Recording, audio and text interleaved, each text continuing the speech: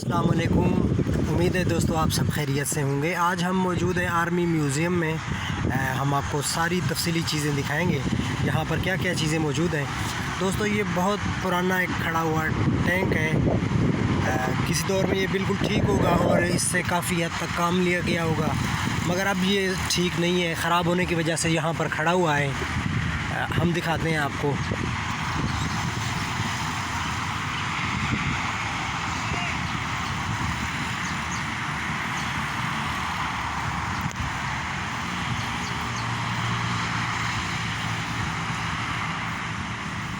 इसके टायर ज़रा चेक कीजिए कितने ज़्यादा हैं, तो इस वजह से इसको पथरीले इलाके में, रेतले इलाके में चलने में कोई दुश्वारी नहीं होती।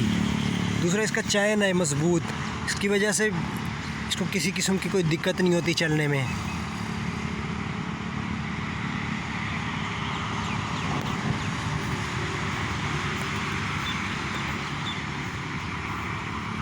ये इसकी बैक साइड है।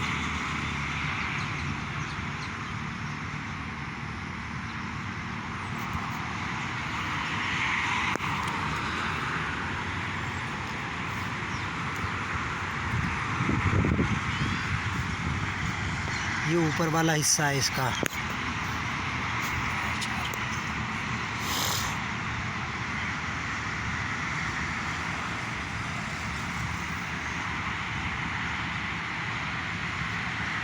और साथ ही ये जहाज़ खड़े हुए हैं, हेलीकॉप्टर।